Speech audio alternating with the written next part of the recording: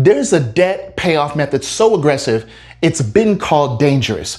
Banks don't promote it. Financial advisors rarely teach it. But when used correctly, this strategy can eliminate years of debt and save tens of thousands in interest. It's called velocity banking. And in this video, I'm going to break down how it works step by step and why most people get it totally wrong. Let's dive in. So first of all, we want to share with you why traditional payoff methods don't work. It's because they were designed by the bank for the bank, all right? Now, regardless of the numbers that we go off of or the type of loans that we use, the principal remains the same. So in this scenario, we have a $52,000 loan at 6%. You can label it what you want to. It's a personal loan, it's a title loan, whatever it is, it's a $52,000 cash flow sucking loan that we want to get rid of, all right? $576 each and every month is going to be the approximate minimum monthly payment on this loan. And if you continue to use the bank's method of paying this loan off, you can expect $15,174 in total interest, okay, to be paid out over, in this scenario, 10 years. Okay, I'm going to write a number with a circle around it that's going to signify the years. All right, 10 years in this loan, we do have a better way. You see, the banks, they want you paying forever. That's why at the 5 or the 7 year mark, and all the homeowners, you can vouch for me on this one.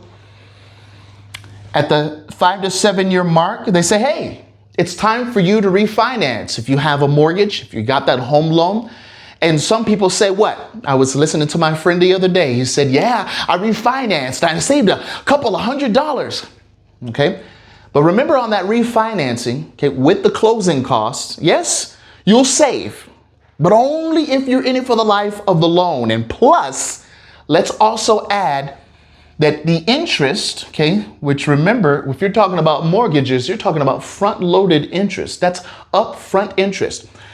And the principal that you'll pay towards almost any loan, but I would say especially with the home loan, it's going to be very little towards the principal and a whole lot on the interest side, okay?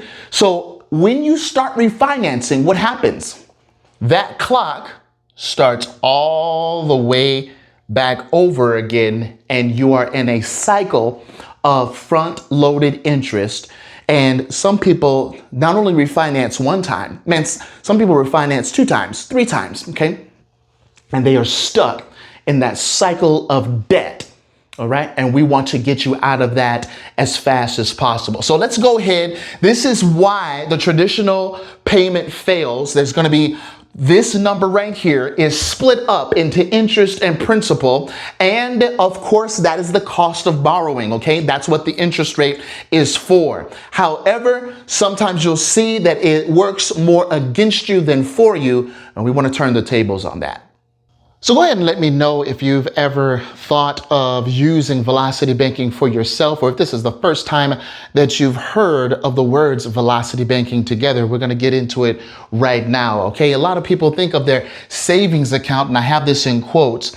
Savings account is something that for a rainy day or for whatever it is. And look, I'm not dogging savings accounts. All I'm saying is that they can be used in a better way to help us with our cash flow increase. That's all I'm saying. All right.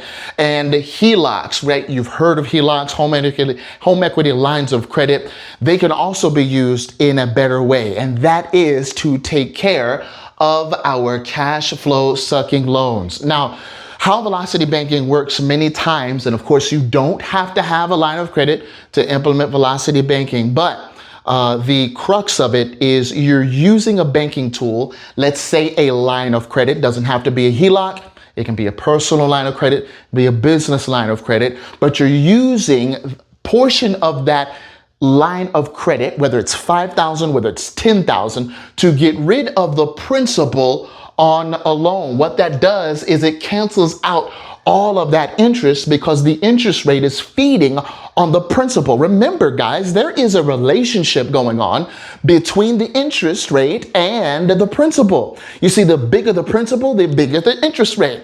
And the smaller the principal, the smaller the interest rate, dollars, okay? Now, folks, there's a difference between interest rate and interest volume. A lot of times the lenders can get away with saying, hey, this loan is 6% because they're not telling you about the interest volume. They're just showing the interest rate. Oh, by the way, that is calculated much differently than a simple interest rate like on a line of credit, much differently. Remember, amortized interest and simple interest are calculated differently. I'm going to show you the difference right now. Now, this part right here is what needs to be on a t-shirt, needs to be across classes all across America and the world, all right? This is how velocity banking works in a nutshell. Again, you do not need a line of credit in order to implement the velocity banking method. This is just one of the best ways you can use your line of credit, that you can use your retirement account, you can use your savings account as well, okay? Now, watch this. Your line of credit, right here we have a HELOC, but you can place there whatever you need, right? The line of credit, $10,000. We're going to go ahead and use that to hammer down or chunk the principal of $52,000. Now remember the percentage rate that was on that $52,000, right? It was 6%, right? Now that 6% is now going to eat off of what? The $42K, since we already deployed our $10,000 towards the principal, right? The principal part of that loan. So now we're at $42K, that 6% is chomping on that $42K. Now, you say, well, CJ, remember you still have a debt and that's your line of credit. I want you to listen to me right now, and you can write this down, write it in the comments. Lines of credit, when used properly, are not debt. When you use a line of credit the correct way, right? It is not a debt. It is one of the most powerful debt weapons that you can use. Now, of course, I know of another debt weapon, but we're going to talk about that later. All right. Now, look, $600 in your cash flow. Where did we get that from? Well, we have the income of $5,000, the expenses of $4,400. That equals the cash flow of $600 because we subtract $5,000 from $4,400. And that's $600. Now remember, it is the cash flow that's sitting inside of that HELOC that makes the difference. Now you may ask, well, CJ, what are you talking about, cash flow sitting inside? Well, if you're ready for it, there are people that are actually using their line of credit as their new checking account. So this income is actually going towards the line of credit. Oh, and by the way, the expenses are also coming from the line of credit, right?